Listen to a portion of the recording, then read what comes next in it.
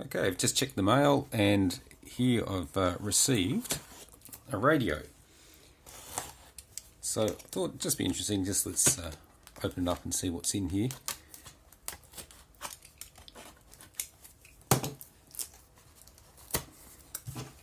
Just for once I want to try and get the whole process on camera if I can without missing too many bits and pieces, which is what I normally do. I get carried away and something exciting gets missed. Right.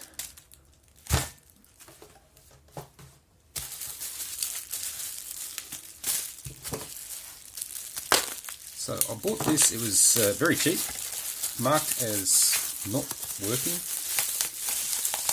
I don't actually know whether they've tested it or did anything, but I mean, basically I paid for the postage and got a free radio. So let's have a look. Okay. Case has probably seen better days, but you know, maybe we can do something with that too. All right. What have we got here? Yeah, it's a bit stiff, isn't it? Okay, we'll do something with that. Okay. Something rattling around in there. Toshiba. Okay, 8M390. Transistor, AM radio, blah blah blah. Not very exciting. On the back, nothing really telling you anything much about it. But it does look actually in quite good condition, and this is one of the things that sort of attracted me to it, is that I looked at it. You can see all this sort of stuff. I mean, some of that is, you know, it's gone through the plating, but quite a lot of this is actually going to clean up quite nicely. Same as this, I could see in the photo that this was a bit scuffed and a bit yellowed, but a bit of careful polishing and that will actually come up very nicely. And the grill here actually looks to be in quite good condition. I didn't see any dings or anything like that, so there aren't any. So obviously I need to be super careful not to actually put any in there. So that's going to be the next little project. I think I'm going to go and have some lunch.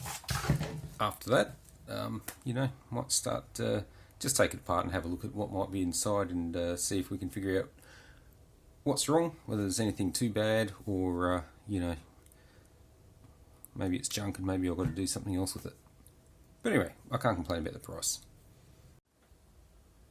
Alright, well, actually curiosity got the better of me here, so I think you can hear something rattling around in there. I'm not sure that something's supposed to be rattling around in there. So I just want to open it up and have a look. I actually thought that maybe I could just put some batteries in there, but it takes C-size and I don't have any C-size hanging around, so okay, take that knob off. Can we get this out? Yeah, kinda. Oh, right, okay, good. Okay, so the antenna is just flopping about in there and looks a bit crusty. So it's just going to be a matter of trying to figure out what goes where and, like I said, whether we've actually got anything really busted. It's a bit of, I don't know, it's probably very hard to see there, but on these wires it's like some sort of white, don't know, it's like some kind of corrosion on the metal there, which is probably not such a problem, but I don't understand what's on the wires. So I'm going to guess that maybe some battery was left in here and it's leaked and done something a bit funny. It doesn't look in too bad condition. There's actually not a lot to it. A few old Rubicon electrolytics. Probably just toss those just to get rid of them. Obviously I want to try and sort this out first. That'll just need a bit of glue or something like that, and figure out how I can actually get access to that circuit board. There's a fair bit of corrosion. I think this came from like Kumamoto, so I don't know whether, you know, that's been around the sea or something like that. But right, we'll just go a bit closer, just so you can actually have a bit better look at what's going on. like you can see, there's a bit of corrosion there. Now these things here, I was wondering what they were. I think there's some sort of old style transistor, especially going by the numbers on them. And there's 8 of them, and it's an 8 transistor radio. And there's these two here, they've got like a, I don't know, maybe some sort of rudimentary heatsink or something like that there. Anyway, so I'm going to guess that they are the transistors. They're not like a standard sort of package that you get now. They feel a bit crusty, so I suspect one or more of those could actually be also kaput. But anyway, this is going to be a fun little project because, you know, I just want to get in and see if I can get something not working and get it working again. You can see all the crustiness in those jacks there. Quite a lot of dirt and grime and junk.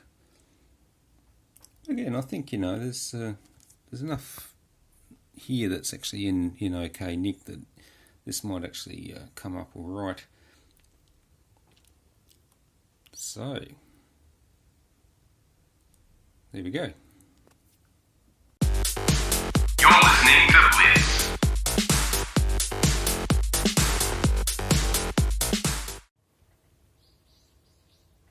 Okay, so what I've done here is let's just put 2 pieces of foam on either side of this needle. It's really fine. I'm worried that it's, you know, almost anything could damage that. So if we do that, it should be protected. You know, nothing can kind of touch it. I could, I suppose, put one over the top as well, but you know, maybe that's not really necessary. I also did up this screw here. Someone's tried to sort of undo it, I think, thinking it was part of the, you know, the connection to the case, but actually it's not. So I just retighten that just so it's not flapping around and doesn't end up doing some damage that we didn't intend to. So for now, I think that's about it. We just need to start working out what to do with this. Maybe it's going to take a bit of effort, you know, with the magnifying glass and whatnot, and trying to figure out maybe how is this wound and what it's supposed to look like. I'll try to see if I can find any kind of schematic for this, but I'm not particularly hopeful because, you know, it might be an old and unpopular model. But then, you know, the internet's amazing, you never know.